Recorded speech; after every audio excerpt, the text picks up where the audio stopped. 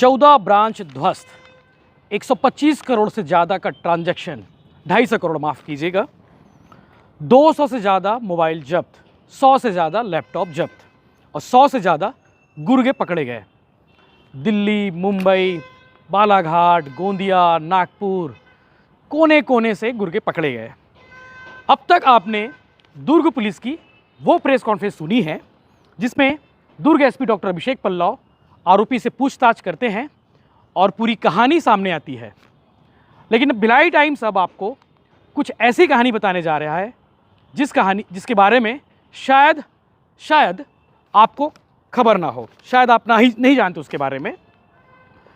Mahadev book के कुछ गुर्गे हैं, गुर्गे मतलब मास्टरमाइंड है, माफ़ कीजिएगा, मास्टरमाइंड शब्द यूज़ करना पड़ेगा क्योंकि जिन्होंने महादेव बुक की नींव रखी वो सारे लड़के भिलाई के हैं।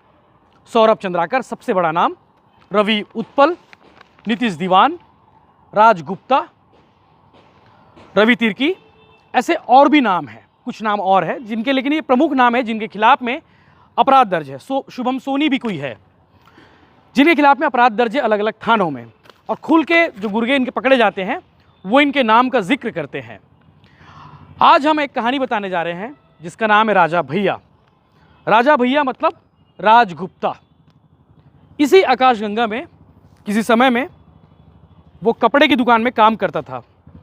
कपड़े की दुकान के बाद मोबाइल दुकान, और मोबाइल दुकान के बाद ऑफलाइन सट्टा, और ऑफलाइन सट्टा के बाद वो कदम रखता है महादेव बुक की दुनिया में ऑनलाइन सट्टा की ओर। यही आकाशगंगा है। और उससे पहले मैं कहानी आगे बढ़ाऊं, उससे पहले ये बता दूं कि ये जो आकाशगंगा का मार्केट का जो बीच में पंडाल है, दुर्गा पंडाल, यहाँ पे नवरात्रि में माँ दुर्गा विराजित होती है। सराफा व्यापारी और आसपास के जो व्यापारी है वो माँ दुर्गा विराजमान करते हैं, प्रतिमा स्थापित करते हैं। किसी समय में राजगुप्ता को पंडाल में सोने के लिए, पंडाल की देखरेख करने के लिए 300 रुपये मिला करते थे।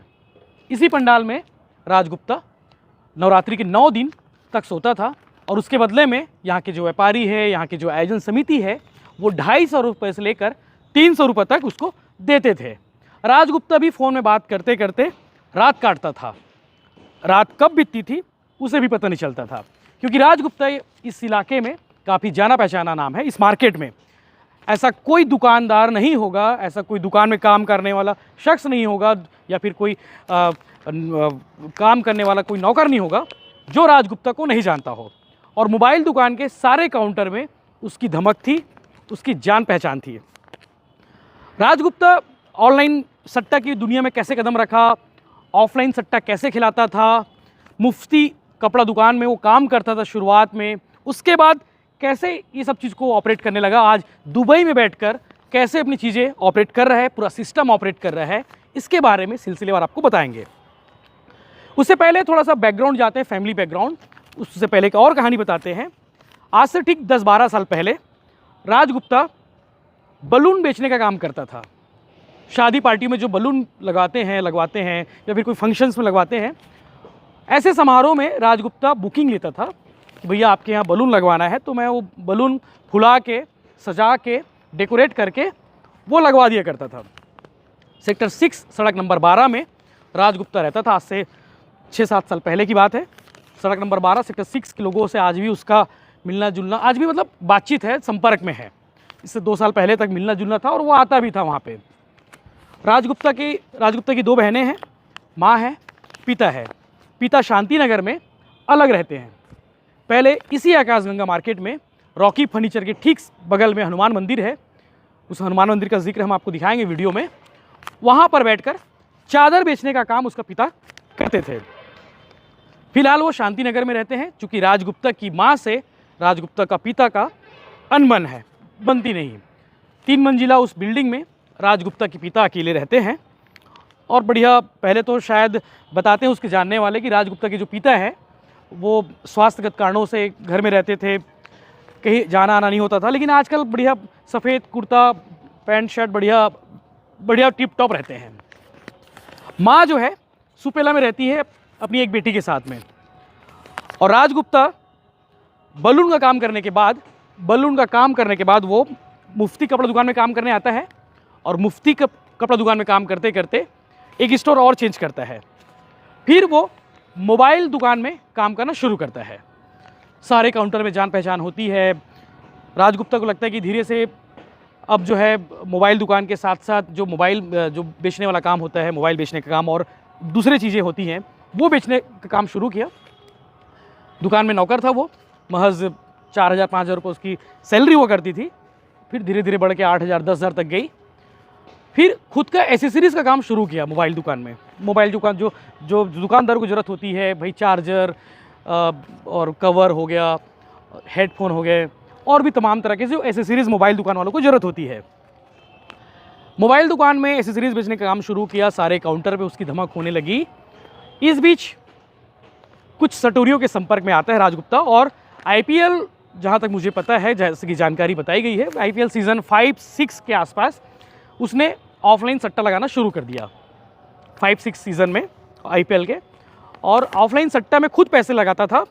फिर धीरे धीरे यहाँ के व्यापारी भी उसी में इन्वॉल्व हुए। कुछ लोग पैसे लगाते थे ऑफलाइन सट्टा कि भैया मेरा 2,000 रुपये लगा देना, आज मुंबई इंडियन हारने वाली है, किंग्स 11 चेन्नई जीतने वाली है, भाव अप डाउन वगैरह करता था।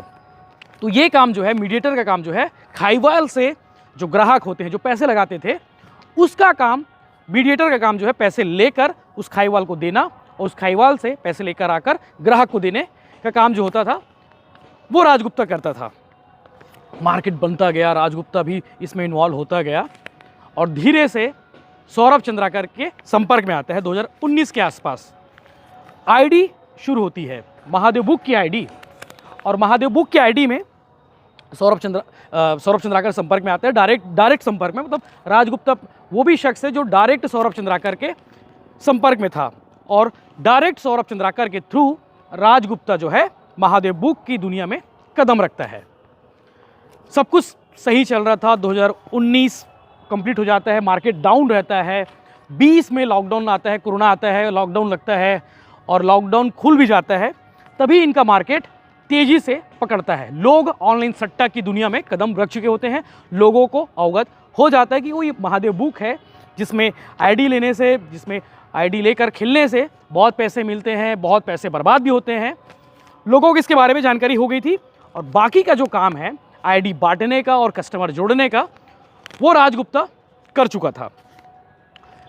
20 लगभग ख़त्म होने को आता है और नवंबर में राजगुप्ता की बहन की शादी होती है, 29 नवंबर के आसपास। और राजगुप्ता जो है नवंबर के महीने में ही, आई थिंक मुझे याद है जहाँ तक जैसे बताया गया उसके कुछ साथियों ने, कि 30 नवंबर के आसपास राजगुप्ता जो है यहाँ से दुबई उड़ जाता है। पासपोर्ट की उसने तैयारी कर रखी थी पहले से ही, और 30 नवंबर के आसपास राजगुप्ता जब यहाँ से रवाना होता है, उसके बाद उसका मार्केट सबसे ज़्यादा चलने लगता मतलब कि वो ठीक ठाक रोल पे आ जाता है महादेव बुक की दुनिया में।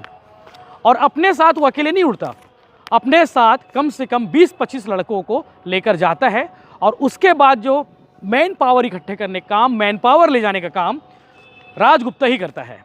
सबसे ज़्यादा जो यहाँ पे काम करने वाले, जो अब तक जो गुर्गे पकड़े गए हैं, आपको ये जानकारी के लिए बता दूं कि जो अब तक गुर्गे पकड़े गए हैं, अधिकांश गुर्गे जो है इस इलाके की दुकानों में काम कर चुके हैं। हमने वीडियो दिखाया था कि सबसे छोटा गुर्गा महादेव बुक का, उसके बारे में बताया था कि वो भी एक मोबाइल दुकान में काम कर चुका है, सबसे छोटा गुर्गा महादेव बुक का। तो ऐसे करके हर एक दुकान से, हर एक कोई ना कोई संपर्क वालों से राजगुप्ता है लड़के लेकर जाता था। और पिछले दिनों जो 7 लड़के पकड़े गए बालाघाट से, उनमें से एक लड़के ने इस बात को भी बताया है कि राजा भैया हमको लेकर गए थे, सुपेला चौक में बुलाए थे और सुपेला चौक में बुलाकर वो दुबई लेकर गया था। तो ऐसे हर दूसरे लड़के की कहानी है जो इस मार्केट में काम करने वाले थे। अधिकांश लड़के दुबई शिफ्ट हो गए या कहीं कहीं और जगह पर काम कर रहे हैं। अब खबर है कि चूंकि राजगुप्ता को शौक है मोबाइल चलाने का, वीडियोस अपलोड करने का, इंस्टा रील बनाने का, तो 1-2 इंस्टा रील की वजह से महादेव बुक की इसने किरकिरी कर दी। लोगों को ये पता चल गया कि राजगुप्ता जो है दुबई में है और दुबई में ऐशो आराम की दुनिया जी रहा है। लोगों को जलन हुई होगी, कुछ लोगों को जलन हुई तो कहानी भी बातें आई होंगी, शिकायत का दौर चला। राजगुप्ता के बारे में कहा जाता है कि 2021 में राजगुप्ता नवरात्रि में आया था, सप्तमी, अष्टमी, नवमी में, और सेक्टर 6 के कुछ पंडालों में राजगुप्ता जाकर इनाम भी बांटा था। उसके फ़ोटोज़ आप इंस्टाग्राम पे देख सकते हैं, फ़ोटो अभी भी डले हुए हैं। इनाम अपनी तरफ से भी बांटा था। उसके बाद जहाँ तक खबर है, जहाँ तक जानकारी हमारे पास, पुख्ता जानकारी, कि राजगुप्ता जो है अंजोरा के पास एक ढाबा में अपने दोस्तों के साथ जाता है। उसमें सेक्टर 6 के रहने वाले दोस्त भी हैं, उसमें आकाशगंगा के कुछ व्यापारी दोस्त भी होते हैं, और वहाँ जाकर कुछ लोगों से बवाल हो जाता है, कुछ लोगों से मारपीट हो जाती है। क्योंकि राजगुप्ता जब दुबई से वापस आया रहता है 2020 के बाद 21 में, तो लोग उससे आईडी की डिमांड करते हैं। कुछ लोगों को जानकारी हो चुकी होती है कि महादेव बुक में आईडी राजगुप्ता बांट रहा है, और सबसे ज़्यादा आईडी बांटने वालों में राजगुप्ता का ही नाम है। अब तक जो गुर्गे जो बताया, जो कहानी अब तक सामने आई, वो राजगुप्ता के बारे में यही बताया गया कि राजगुप्ता ने ही भिलाई में महादेव बुक के लिए मार्केट जमाया आईडी बांटकर। तो ढाबा में मारपीट होती है, मारपीट में पुलिस भी पहुंचती है। तब पुलिस के पास कोई खास एविडेंस पुलिस को नहीं मिलते हैं। ऐसी चर्चा है कि कुछ पुलिस वालों से राजगुप्ता के उसी बीच में संपर्क हुए थे और कुछ जानकारी भी सामने आई थी, लेकिन पुख्ता न्यूज़ के बारे में इसलिए नहीं बोल रहा हूँ। राजगुप्ता, उसके बाद विवाद होता है, विवाद के बाद राजगुप्ता घर आ जाता है और राजगुप्ता यहाँ से फिर से चले जाता है दुबई। अब चूंकि दुबई में है और जब बवाल मचा, जब इंस्टा इसकी आईडी डालने, इसने ये फ़ोटो डालने लगा, स्टोरी डालने लगा, तो लोगों ने देखा कि भाई राजगुप्ता तो बहुत ऐशो आराम कर रहा है, बहुत पैसे पीट रहा है, आके यहाँ पे सेक्टर 6 के आसपास दूसरे और भी जो गणेश दुर्गा पंडाल है, दुर्गा पंडाल में आकर पैसे बांट रहा है, इनाम दे रहा है और दूसरे तरीक़ों से मदद कर रहा है। तो पुलिस को शक होता है। पुलिस क्या, मतलब पुलिस को उस समय जानकारी मिल जाती है, पुलिस को जानकारी शुरू हो जाती है, और उसके बाद जो है राजगुप्ता रडार में आता है। और राजगुप्ता के साथ साथ और भी जो लोग हैं, सौरभ चंद्राकर, रवि उत्पल, नीतीश दीवान, ये सारे लोग जो है रडार में आना शुरू हो जाते हैं। और उसके बाद एक सुसाइड होती है कोहका में। कोहका में खुदकुशी में जिक्र होता है कि महादेव बुक में मैंने पैसे लगाए थे, महादेव बुक मैंने सट्टा खेला था, उस पैसा हार गया था और 17-16 लाख वो होटल व्यापारी था। उसके बाद जो है चीज़ें खुलने शुरू होती हैं। इनका नाम आता है कि इसमें वो महादेव बुक होता है, और महादेव बुक ऑपरेट करने वाले ये सौरभ चंद्राकर होते हैं। और एक्सिस बैंक सुपेला के कुछ लोग होते हैं जो फर्जी लोगों के माध्यम से, मतलब एक तरह से कहा जाए कि वो अकाउंट खोलकर इनको प्रोवाइड कराने का काम वो एक्सिस बैंक से जुड़े लोग करते हैं। तो इस तरह से चीज़ें निकलती हैं और मोहन नगर, खुर्सीपार, अलग अलग थानों में इनके खिलाफ मामला दर्ज होता है। तो हम आगे भी इनकी कहानी बताते रहेंगे। और अभी खबर है कि राजगुप्ता को महादेव बुक से आउट कर दिया गया है। आउट करने से पहले महादेव बुक से जुड़े कुछ आईडीज़ राजगुप्ता को प्रोवाइड कर दी गई है, और राजगुप्ता उसके दम पर दुबई में बैठा हुआ है। कुछ जानने वाले ये भी बताते हैं कि राजगुप्ता भिलाई वापस आना चाहता है, लेकिन पुलिस की डर से वो वापस नहीं आ पा रहा है। कुछ लोग उसे डरपोक कह रहे हैं कि राजगुप्ता बहुत डरपोक है, पुलिस की डर से वो वापस नहीं आना चाहता है। लेकिन अपनी माँ से बहुत प्यार करता है, अपने पिता से बहुत प्यार करता है, अपनी बहनों से बहुत प्यार करता है, अपने दोस्तों से बहुत प्यार करता है। तो वापस आने की कोशिश में तो था वो, लेकिन पुलिस की कार्रवाई के डर से वापस आना नहीं चाहता। दुर्ग एसपी डॉक्टर अभिषेक पल्लव बोल चुके हैं कि भाई जो दुबई गए हैं वो वापस आ सकते हैं, कार्रवाई की जाएगी, लेकिन उतनी कार्रवाई नहीं होगी। लेकिन अब तो मुश्किलें बढ़ने वाली है राजगुप्ता की, अगर वापस आने का सोच रहे हैं तो, क्योंकि अब नया एक्ट आ चुका है, बहुत जल्द इम्प्लीमेंट हो भी जाएगा, और इम्प्लीमेंट होने के बाद जो नया एक्ट है उसके हिसाब से कार्रवाई की जाएगी। चूँकि ईडी का भी इन्वॉल्वमेंट हो चुका है, तो ईडी भी राजगुप्ता की जो प्रॉपर्टी है उस पर नज़र रखेगी। क्योंकि ईडी का काम होता है कि जो भी जिसके यहाँ रेड मारती है, ईडी रेड मारती है, तो सबसे पहले प्रॉपर्टी को जब्त करती है, सीज़ करती है। अब तक जितने भी आप पुराने केसेस देखेंगे उसमें चीज़ें सामने आई हैं कि ईडी जो है प्रॉपर्टी सीज़ करती है, प्रॉपर्टी जब्त करती है। तो राजगुप्ता ने भी काफ़ी सारी प्रॉपर्टी बना ली है, ऐसी खबरें हैं, ऐसी चर्चा है, ऐसी ये बातें प्रेस कॉन्फ्रेंस में भी सामने आ चुकी हैं। तो राजगुप्ता रडार में है, और इस तरह के बाकी जो मास्टरमाइंड है उनकी कहानी हम आपको आगे लगातार बताते रहेंगे। जुड़े रहिए भिलाई टाइम्स के साथ में, चैनल को सब्सक्राइब कर लीजिए अगर आपने अब तक नहीं किया है। और आगे दूसरे जो और भी मास्टरमाइंड है जिनके नाम हमारे पास हैं, उनकी जानकारी हम इकट्ठा कर भी रहे हैं, उनकी कहानी, उनके किस्से, जुड़े चीज़ें हम आपको शेयर करेंगे। क्योंकि इनके बारे में भी जानना ज़रूरी था कि कल तक से पंडाल में 300 रुपये सोने के लिए लेता था, आज वो करोड़ों का असामी बोलना चाहिए, फिर कुछ और बोले। कहानी सच्ची है, कोई काल्पनिक नहीं है, वास्तविक है ये। धन्यवाद।